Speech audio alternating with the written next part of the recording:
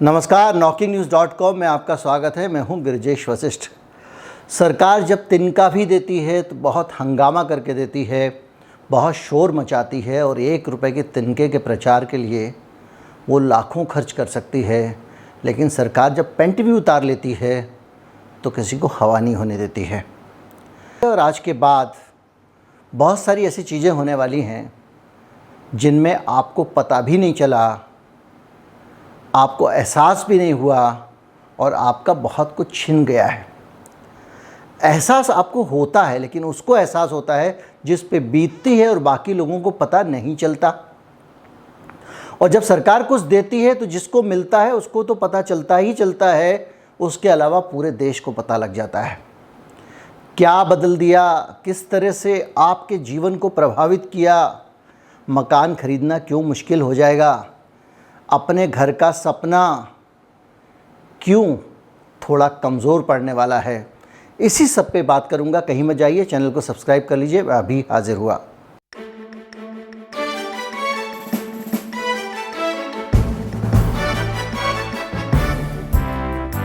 अगर आप अपने लिए मकान खरीद रहे हैं, छोटा मकान है 45 लाख से नीचे का, यानी कि एक इकोनॉमिकल मकान, और आपने सोचा है कि मैं अपनी नौकरी से थोड़ा थोड़ा जमा करके मकान ख़रीद लूँगा और मेरा इनकम टैक्स भी बचेगा, तो थोड़ा सा समझ जाइए, चुपके से सरकार ने आपकी ये सुविधा छीन ली है और आपको धारा 80EE के तहत जो लाभ मिलता था, इनकम टैक्स पे आप जो लोन लेते थे उसका, देखिए और सरल करके बताऊं, जब आप इनकम टैक्स लेते थे, माफ़ कीजिएगा, जब आप मकान ख़रीदते थे तो उसके लिए आप लोन कराते थे और लोन पे जो ब्याज देते थे उस ब्याज पे आप 3.5 लाख रुपए तक का जो ब्याज चुकाते थे उसको, उस पर सरकार आपसे टैक्स नहीं लेती थी।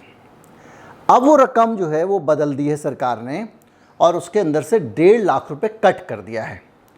कुछ साल पहले ये 1.5 लाख रुपए बढ़ाया गया था। पहले ये सुविधा पीछे यूपीए सरकार देके गई थी, जिसमें आपको 2 लाख रुपए तक अगर आपका ब्याज जा रहा है होम लोन पे तो आपको उस पर टैक्स नहीं लगेगा, उतना रुपया आपकी कमाई का हिस्सा नहीं माना जाएगा। बाद में ये रकम 3.5 लाख भी हो गई थी।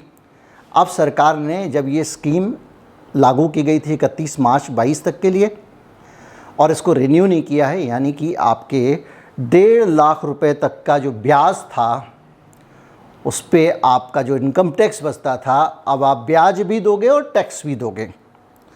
पोस्ट ऑफिस में आप खाता खोलते हैं, आपको ये लगता होगा कि भाई पोस्ट ऑफिस तो एक तरह का बैंक है और आपको अगर वहाँ से ब्याज मिल रहा है तो आप जाइए पोस्ट ऑफिस और बैंक से कैश निकाल लीजिए।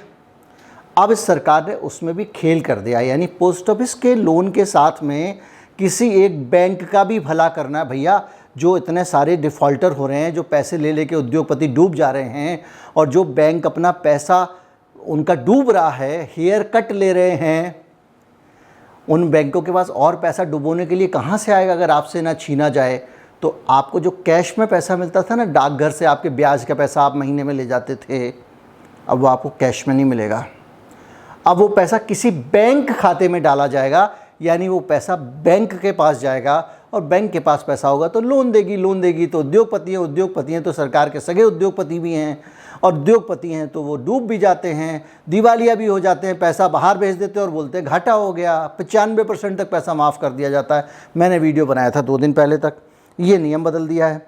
देखने में छोटा नियम है कि आपको कैश नहीं मिलेगा, बैंक अकाउंट में मिलेगा, लेकिन इस नियम के पीछे की कहानी बहुत बड़ी है जिसको छिपाया गया है। म्यूचुअल फंड में भी आप चेक और बैंक ड्राफ्ट से किसी भी फिजिकल तरीके से आप पैसा इन्वेस्ट नहीं कर पाएंगे। देखिए नया खेल, यानी म्यूचुअल फंड में अगर आपको पैसा इन्वेस्ट करना तो या तो यूपीआई से जाइए और या फिर इलेक्ट्रॉनिक ट्रांसफ़र करिए। यानी कि धीरे धीरे करके ये सरकार पूरे के सिस्टम को कैश आधारित से हटाकर इस पूरे सिस्टम को ये इलेक्ट्रॉनिक बना देना चाहती है। और इलेक्ट्रॉनिक क्यों बना देना चाहती है? क्योंकि इलेक्ट्रॉनिक बनाने के बाद आपका सारा धन सरकार के एक बटन की दूरी पे होगा। कोई भी एक ग्राउंड होगी, कोई भी एक बहाना होगा, कोई भी एक नियम का नाम लिया जाएगा और हिंदुस्तान में इतने नियम हैं कि कोई भी व्यक्ति ऐसा है ही नहीं जो सारे नियमों से बच सके। कितना भी आप नियमों का पालन करें, कोई ना कोई नियम आपके ऊपर लागू हो जाएगा और आपकी गर्दन कट जाएगी। और अब सरकार ने धीरे धीरे करके सब चीज़ों को, जैसे आप म्यूचुअल फंड में पैसा लगाएंगे, पैसा आप इलेक्ट्रॉनिक माध्यम से ही लगा सकते हैं, यानी सरकार के एक टैब पे है। और जिन लोगों ने पैन के साथ में आधार को जोड़ा नहीं है, उनके ऊपर भी आज से उनका आधार का वो पैन नंबर कैंसिल हो जाएगा, क्योंकि आपने आधार से नहीं जोड़ा। आधार कैंसिल हो जाए तो इससे अच्छा हो ही क्या सकता है, तो पैन नंबर कैंसिल हो जाएगा, यानी वहाँ पे भी आपको इलेक्ट्रॉनिकली जोड़ा जा रहा है। मैं इसको किसी खास थ्योरी से, किसी कॉन्स्पिरेसी थ्योरी से जोड़ना नहीं चाह रहा हूँ, आप अपने हिसाब से अपना जोड़ते रहिएगा। पीएफ के ज़रिए जो पैसा आपको मिलता था, 1 तारीख होते ही यानी कल से वो पैसा अगर आपको मिलेगा, 2.5 लाख रुपए से ज़्यादा का अगर आपका पीएफ का योगदान है, साल में 2.5 लाख कुछ भी नहीं होते हैं, तो उसके ऊपर ब्याज नहीं मिलेगा, टैक्स लगेगा। उसके ऊपर जो ब्याज आप कमाएंगे उसके ऊपर टैक्स लगेगा, टैक्स। पीएफ से जब आपको पैसा मिलेगा तो उस पर इनकम टैक्स देना पड़ेगा। आपका भविष्य निधि का पैसा आप ही को मिलेगा, लेकिन उस पर लगेगा टैक्स अगर 2.5 लाख से ज़्यादा रुपये आपने खर्च किया। मैंने आपको अभी बताया था कि किस तरह से बैंकों को घोटाला करने के लिए और ज़्यादा पैसे चाहिए। अगर बैंक के पास नहीं होंगे तो घोटाले में उड़ाने के लिए कहाँ से आएंगे।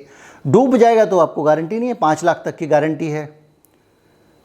तो आपके ऊपर एक बंदिश और लगा दी गई है कि अगर आपने खाता खोला एक्सिस बैंक में या पंजाब नेशनल बैंक में, तो अब 10,000 नहीं 12,000 आपको न्यूनतम मिनिमम बैलेंस रखना पड़ेगा, तब आप इन बैंकों में खाता चला सकते हो। इससे कम पैसा, मतलब इतना रुपया तो आपको रखना ही रखना है जिस पे बैंक खेल सके, उस पैसे पे उसको लोन दे सके, उससे माल कमा सके। इससे कम में वो आपका खाता नहीं खोलेंगे। मैंने आपको बताया कि किस तरह से मकान की आपकी एक तो वो छूट ख़त्म हो गई।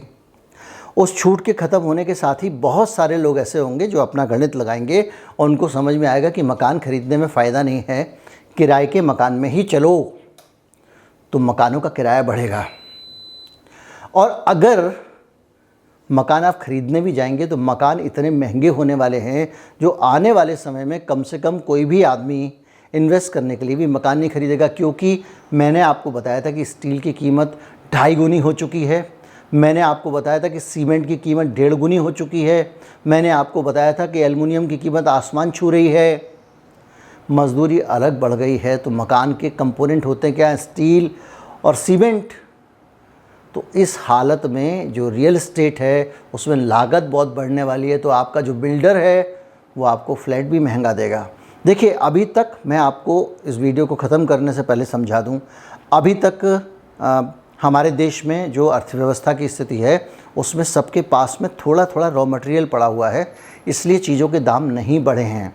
लेकिन ये नया क्वार्टर शुरू होगा अप्रैल से, इस क्वार्टर में अब लोग रॉ मटेरियल के दाम नए सिरे से कैलकुलेट करेंगे, क्योंकि महंगे दाम पे उनको रॉ मटेरियल मिलेगा, तो हर चीज़ का दाम बढ़ सकता है। ये वीडियो आपको अच्छा लगा हो तो ज़रूर बताएं, चैनल को सब्सक्राइब कर लें, ज़्यादा से ज़्यादा लोगों को चैनल से जुड़ने के लिए प्रेरित करें। नमस्कार, जय हिंद।